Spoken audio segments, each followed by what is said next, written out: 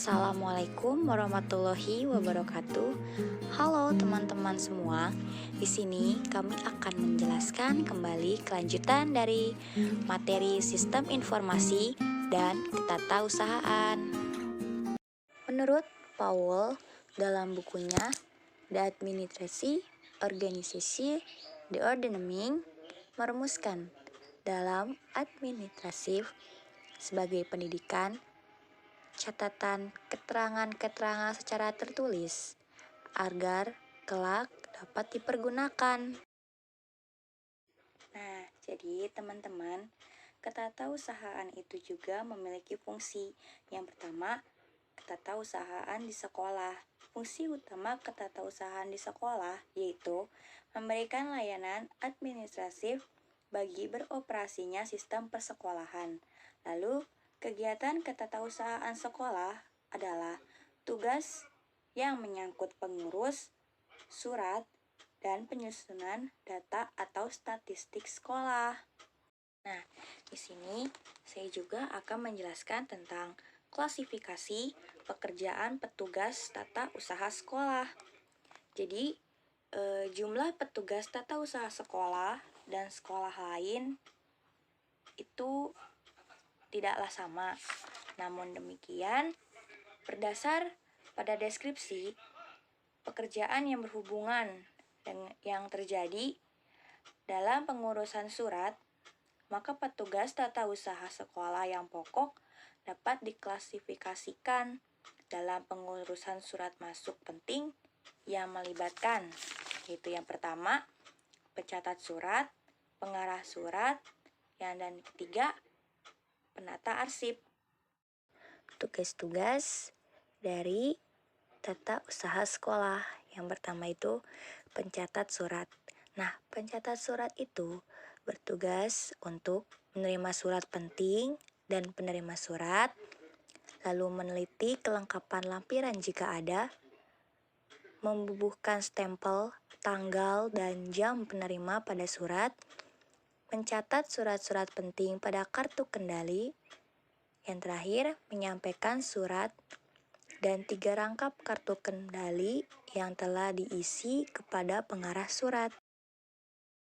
Pengarah surat bertugas menerima dan meneliti surat-surat serta beserta kartu kendali atau 3 rangkap dari pencatat surat. Yang kedua, menentukan kemana surat tersebut harus diarahkan dengan menuliskan pada kolom pengolah yang tercantum dalam kartu kendali. Yang ketiga, menyampaikan surat beserta kartu kendali atau rangkap 3 kepada petugas tata usaha sekolah. Lalu penata arsip. Nah, penata arsip ini bertugas menerima kartu kendali kedua dari pengarah dan menyimpan di dalam file kartu kendali. Oke, selain itu juga ada petugas tata usaha pengolah yang bertugas menerima surat dan 3 rangkap kartu kendali dari pengarah, memaraf kartu kendali rangkap 3 pada kolom paraf, mengembalikan kartu kendali ke-1 dan ke-2 kepada pengarah, menyimpan kartu kendali ke-3 atau merah di dalam file kartu kendali, menyampaikan surat kepada pengolah dengan dilampiri lembaran di posisi rangkap 2. Dan yang terakhir, menerima kembali surat dari pengolah dan meneruskannya kepada pelaksana yang ditunjuk. Oke, pengolah atau pemimpin pengolah juga mempunyai tugas loh. Jadi yang pertama, menerima, membaca, dan mempelajari surat yang diterima dari petugas tata usaha pengolah, memberikan disposisi pada lembar disposisi, menyampaikan surat dan 1 lembar di posisi pengolah kepada petugas tata usaha pengolah untuk diteruskan kepada pelaksana yang ditunjuk untuk mengolah surat tersebut.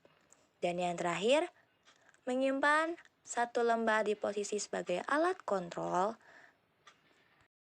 Lalu ada pelaksana atau sebagai pengolah yang ditunjuk oleh pemimpin pengolah. Tugasnya menerima surat yang telah dilampiri di posisi pengolah dari petugas tata usaha pengolah, mempelajari dan memproses surat selanjutnya sesuai dengan di posisi pimpinan pengolah, menyampaikan hasil pengolahan kepada pimpinan pengolah dengan melalui petugas tata usaha pengolah. Oke teman-teman, jadi kesimpulannya dari sistem informasi dan ketatausahaan itu yang pertama, dari sistem informasi. Dalam kehidupan masyarakat luas, data informasi pada umumnya sudah tidak dipandang sebagai istilah yang asing. Di kalangan aparat, pendidikan pun bahkan telah dipakai dalam pembicaraan keseharian, terutama pada kegiatan-kegiatan resmi, pada saat berupacara, rapat-rapat, dan juga dalam kegiatan belajar mengajar. Tidak jarang berulang kali kata informasi disebut-sebut. Dalam pembicaraan umum tersebut, para pembicara sering memaksudkannya sebagai berita atau keterangan yang ada kalanya diidentikan dengan data. Data memang mempunyai kaitan erat dengan informasi dan bisa pula terjadi untuk suatu hal yang sama. Dikatakan data juga berbeda.